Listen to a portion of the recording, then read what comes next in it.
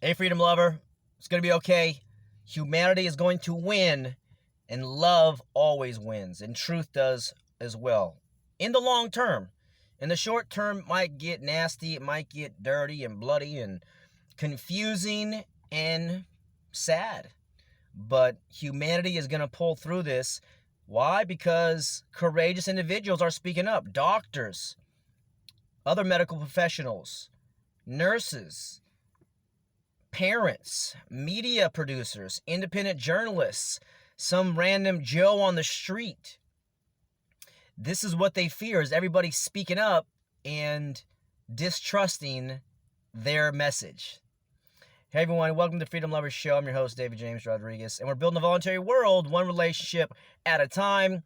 And this is really important that we remember that our rights don't come from government. Our freedoms don't come from government. They come from God. So if that's true, then humanity's going to win.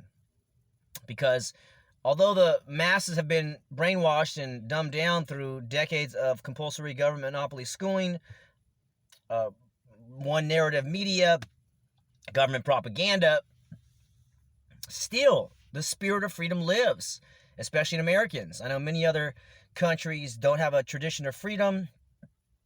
And of course, when you have government provided freedom, it gets perverted. My friends, you are a sovereign man and woman on the land. You got to remember who you are. And this is what's happening. And we are the infinite being in a mortal body, or something like that in a spiritual sense.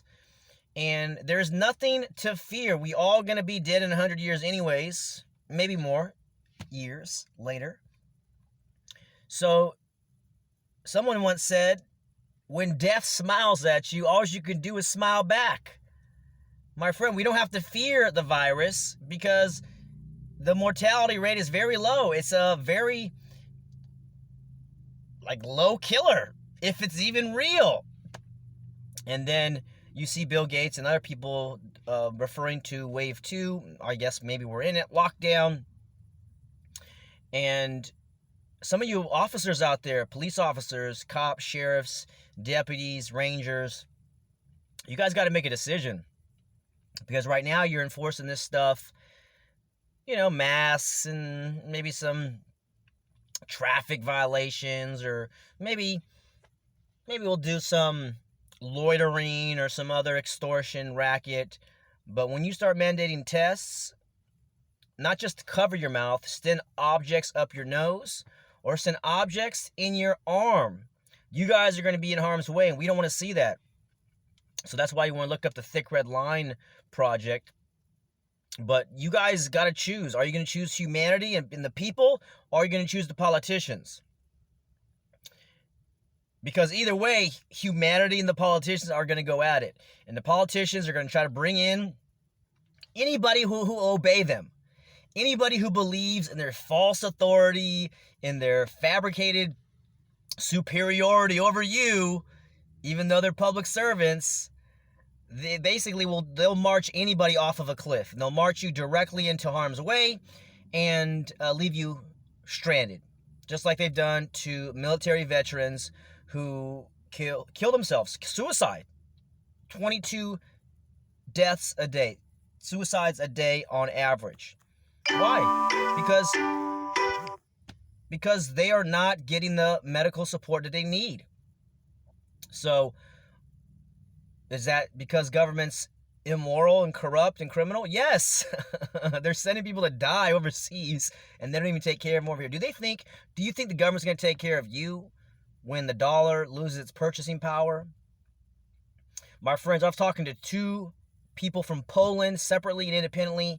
They can clearly see it. They saw another one, another guy from, a lady from Soviet Russia. She came over here at age 12, and she says, oh, it's obvious. You can see what's going on here. She gets PTSD because this is communism and just the depths of statism, a harsher form of statism, totalitarianism with mind control. I mean, the media, the movies, everything we're seeing right now has really been escalated to a degree that we haven't seen before. So I encourage you to take heart and take courage that we are the ones we've been waiting for. And we got to speak up, speak out, and not obey what's happening. I mean, there's basically two separate ways. Either you're somebody who distrusts government, propaganda, and media, mainstream media, or you're someone who trusts it. And I think those are the two parties, the two parting ways. And these organizations are so tricky. They include freedom and truth in their message, but it's incomplete freedom and it's incomplete truth. So it's that time where you got to get together with people that are pro-freedom, find the common ground, and start creating your own solutions. And then whether it's protection or solutions, remedies, nonviolent answers to these problems, or something else,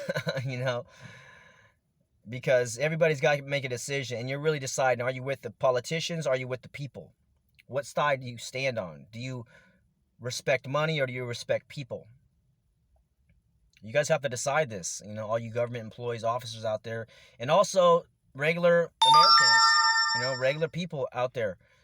You got to get to a point, and some of you guys are already there. You're already down. You're already all in for freedom, truth, and love and peace, because you do love the children, the grandchildren, and your neighbors, and yourself.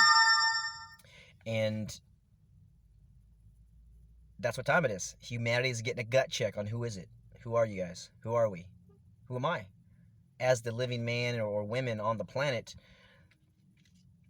It's getting real, my friends. So dig down deep and see the star over the hill, which is freedom, a voluntary world.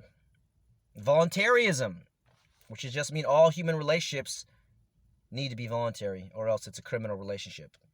So humanity is realizing this. People are awakening to self-ownership. You own your body, and you can do whatever you want as long as you don't harm another person or their property. That means open up your business.